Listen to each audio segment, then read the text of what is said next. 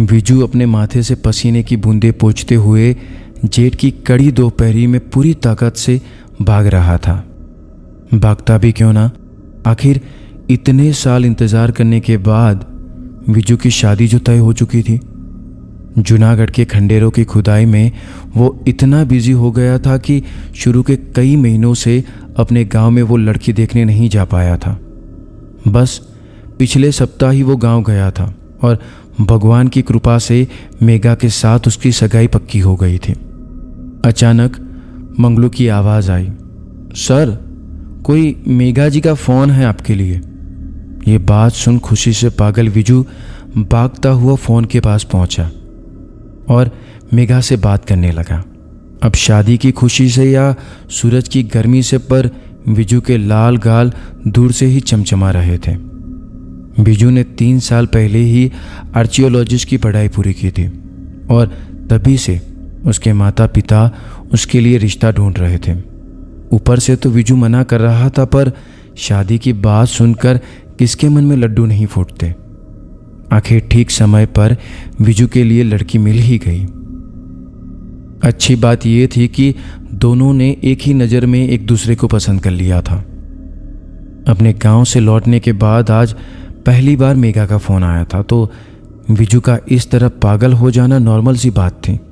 कुछ 25-30 minute Viju phone पर ही लगा रहा। भयानक गर्मी में इतनी देर शीशे के डब्बे में खड़े खड़े विजू पसीने से तरबतर हो चला था।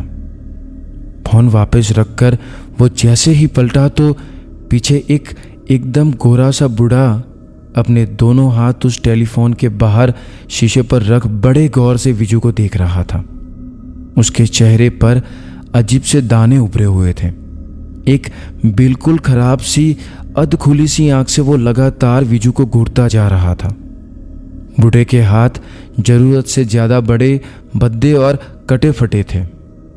लंबी लंबी सफ़ेद दाढ़ी के पीछे छिपा उसका चेहरा ठीक से दिखाई नहीं दे रहा था, पर जितना भी दिख रहा था उसे किसी भी तरह भूल पाना मुश्किल था।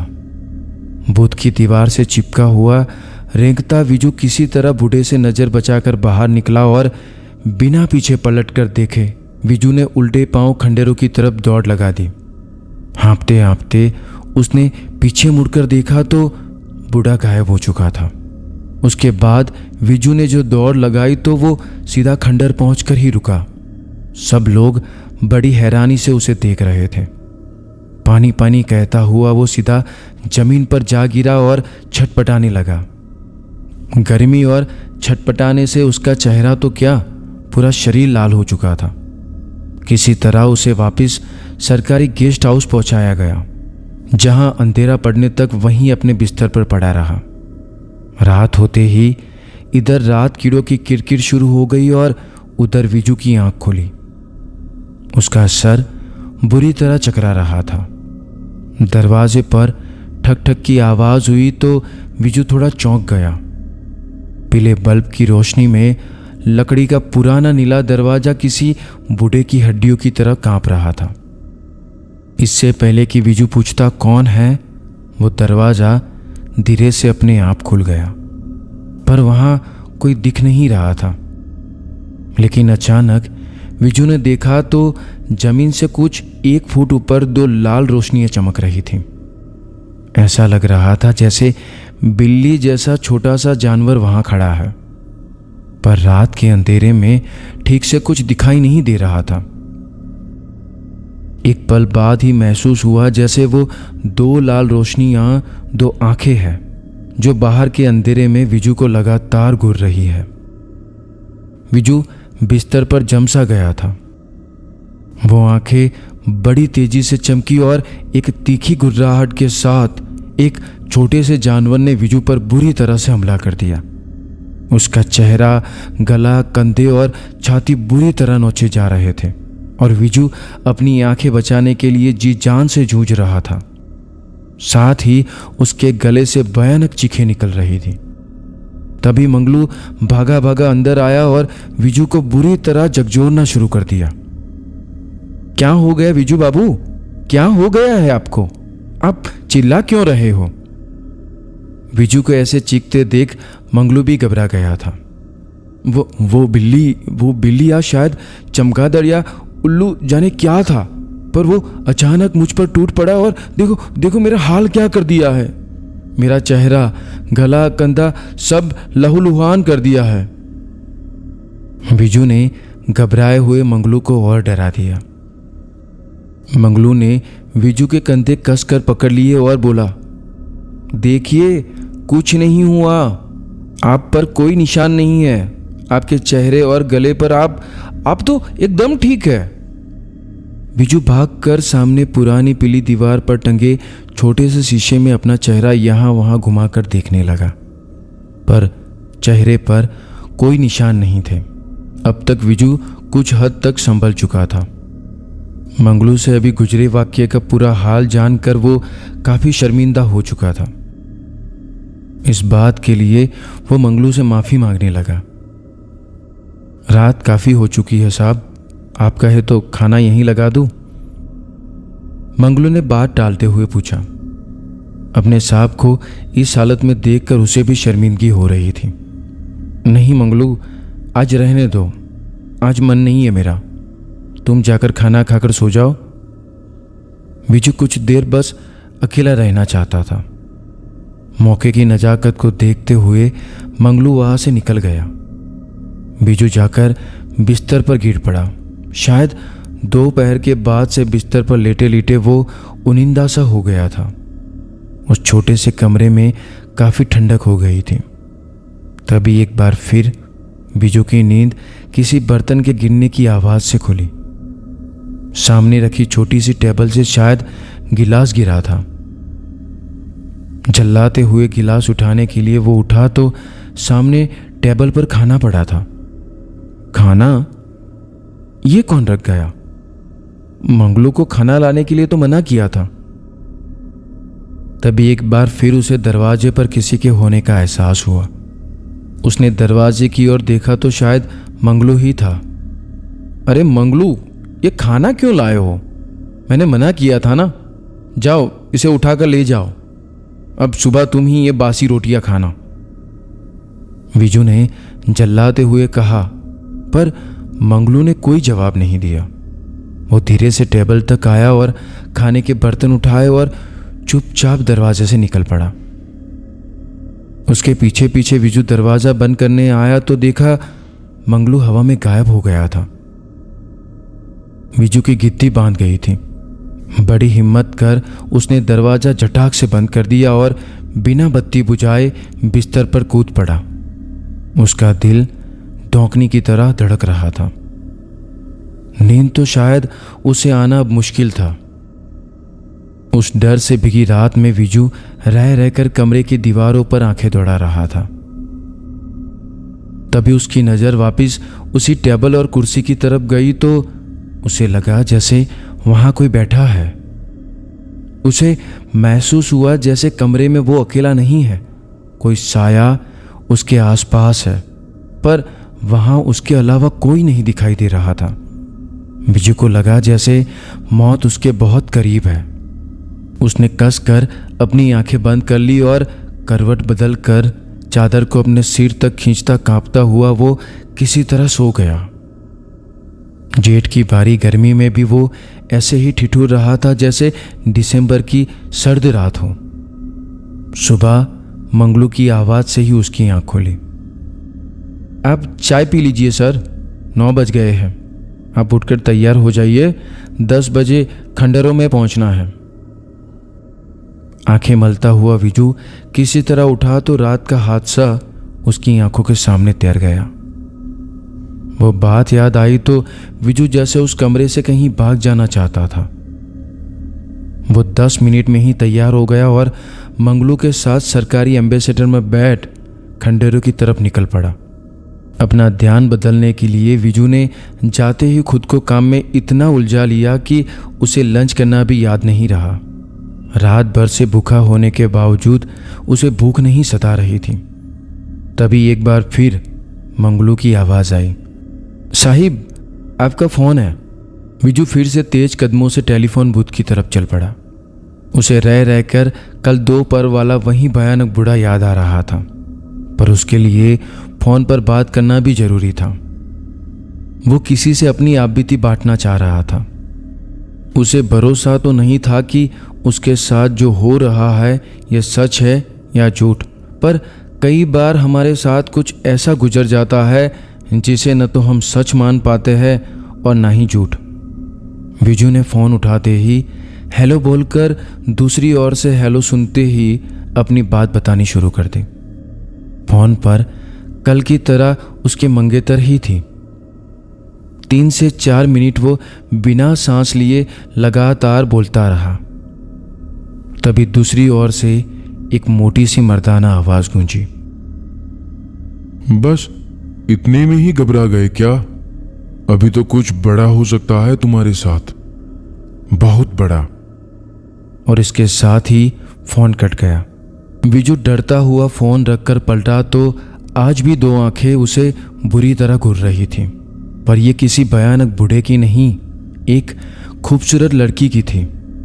शीशे के उस ओर खड़ी लड़की ने उसे अपने पास आने का इशारा किया तो सम्मोहित सा विजू उसके पीछे जाने लगा। जैसे ही विजू बूथ के बाहर पहुंचा तो उसने बड़े प्यार से उसके नाम से उसे बुलाया। विजू ये आवाज़ पहचानता था। यह आवाज़ उसकी मंगेतर की थी। क्या तुम मेघा हो? विजू ने शक पकाए हुए पूछा। हाँ, मैं मेघा ही हूं, उस लड़की ने कहा। पर तुम्हें यहां का पता किसने दिया? तुम्ही ने तो मुझे यहां बुलाया है। मैंने कब बुलाया तुम्हें? विजू हैरान था और दिमाग पर जोर डालकर सोच रहा था कि उसने मेघा को कब यहां बुलाया, पर तभी देखा तो वहां मेघा नहीं बल्कि मंगलू खड़ा था। इसी तरह विजू के साथ रोज कोई ना कोई हादसा पेश आने लगा। लगभग रोज ही वह कुछ न कुछ देखकर चिल्लाता रहता। बात जंगल की आग की तरह पूरे जूनागढ़ में फैल गई, बल्कि बात इतनी बढ़ गई कि विजू की कंपनी ने विजू को नौकरी से निकालने का फैसला कर लिया। विजू इस बात से दुखी तो था, पर फिर भी उसे यह तसल्ली थी कि वो अब जल्दी ही जूनागढ़ छोड़ देगा। कंपनी ने 2 ही दिन में उसकी जगह लेने के लिए नए आदमी को वहां भेज दिया।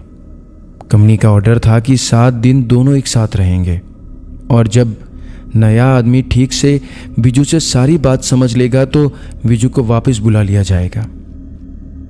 मंगलू ने विजू को बताया कि नया आदमी यानी इंद्र आ चुका है और आज इसी कमरे में विजू के साथ सोएगा। विजू अभी खंडेरों में ही था। मंगलू की बात का उसने सर हिलाकर जवाब दिया और अपने काम में लग गया। शाम ढलते ही विजू मंगलू को साथ ले गेस्ट हाउस की ओर वापस निकल पड़ा था। शाम गहराई हुई थी। कच्ची सड़कों के किनारे यहाँ वहाँ सफ़ेद ट्यूबलाइटें जलती बुझती चमक रही थीं। तभी अचानक उसकी कार एक झटके से रुक गई। बड़ी तेज ब्रेक लगी थी। अरे ड्राइवर, पागल हो क्या? ठीक से देखकर नहीं चला सकते? विजू बुरी तरह झुंझला गया था। दरअसल उसकी नाक सामने सीट पर जाकर लगी थी और अब नाक से खून रिस रहा था।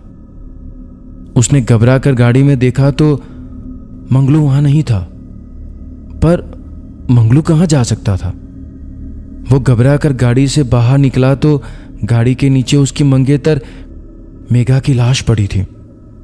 वो पागलों की तरह चीखता हुआ उसके पास पहुंचा तो वो गाड़ी के साथ बैठी हंस रही थी। उसके हाथ में एक चिट्ठी थी जिसे वो जोर जोर से हिला रही थी। विजू के पास जाते ही उसने वो चिट्ठी आगे की।